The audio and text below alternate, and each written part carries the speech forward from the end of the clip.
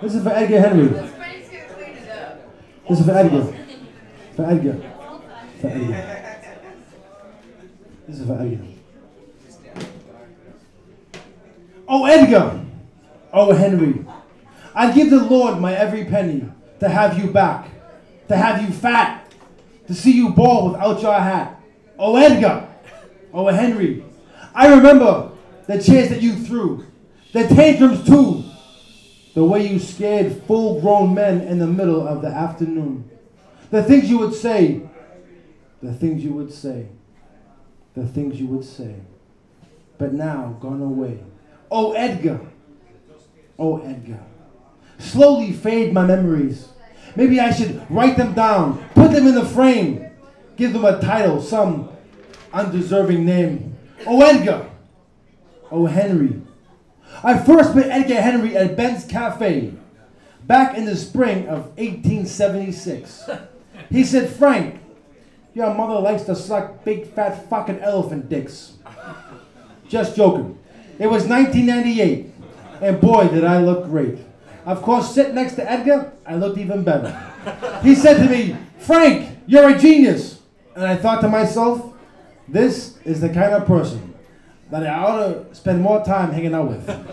Oh, Edgar. Oh, Henry. Why did he befriend me? He had me over to his house in Nishi Ogikubo a few weeks later. From my shit-kicking existence in deep South Saitama, it seemed like Sevilla, Soho, San Francisco, an enlightened land of women wearing quasi-comfortable shoes. Businessmen who didn't roll boogers between their index finger and their thumb. And no bumps, aside from Edgar, and he lived in our house. He met me at the station, wearing an outfit that he would seldom stray from.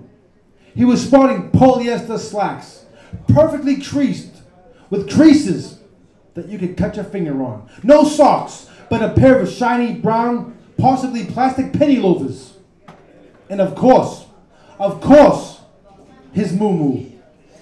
According to my extensive research, Edgar Henry is possibly the only non-African dictator to wear a muumuu. On top of his hat was a red knit cap, decorated with images of Santa Claus coming to town. I remember, it was April. Edgar Henry, no fool, Edgar Henry meeting me at the station 10 a.m. and already half a bottle of wine inside of it. We met at the station. And he immediately asked me, Frank, do you like roast beef? Roast beef? That's a tooth fairy like teeth? So he bought some, which we didn't eat as we were drinking, soon stinking, and the cat starting to make me sneeze.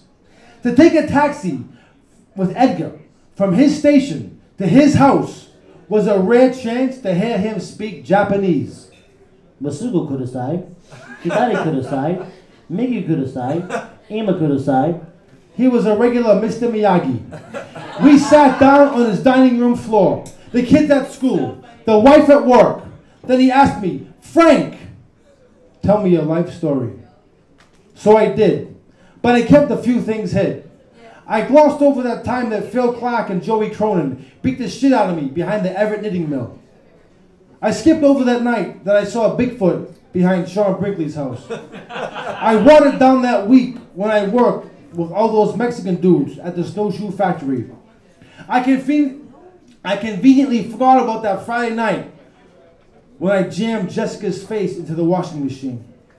And I failed to mention that month after my grandmother died when I stopped masturbating, as I assumed that she could see me from heaven. Other than that, I told him everything. No, Edgar. Oh, Henry. Edgar told me about growing up in San Diego. His father was a fucker, hot as nails and hot as useful. A merchant marine, full-time mean. He could put the fear of God into God. And those suicidal tenements, Edgar lived side by side with black, white, Asian, Latino families. And he was quite proud of this. One day, walking down the street, we came upon a poster of Mariah Carey, or Whitney Houston, or Janet Jackson. Edgar turned to me and said, Frank, what's up with all these light-skinned black girls? Whatever happened to black is beautiful? I couldn't answer because I'm white. And after I thought about it, usually I didn't have answers to most of Edgar's questions. I prefer multiple choice, or true or false, something to hang my halo upon. Edgar picked cotton in Arkansas, where his family moved back to soon after his second brother was born. His father grew up with Johnny Cash. Did you know that? Of course not. Edgar didn't like you. He went into the army in the late 60s, where he soon landed a job in Washington, D.C., documenting the suicides of American soldiers in Vietnam. He would examine photos taken of the dead GIs as they were found in their room. Not a thing moved, and type a description for Uncle Sam's posterity.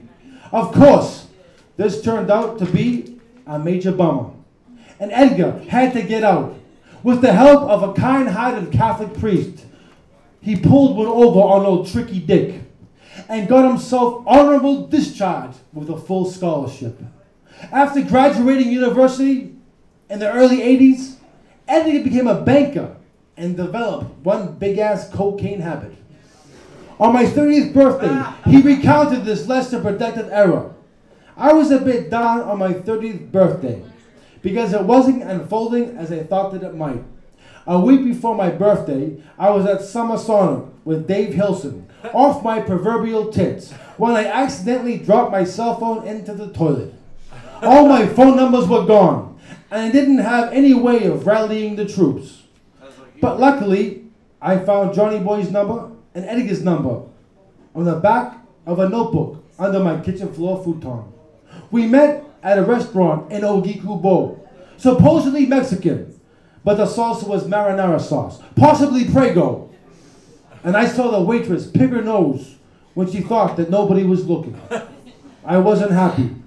Edgar sensed this and tried to cheer me up by telling me that on his 30th birthday, he spent the night smoking crack with a woman without any teeth.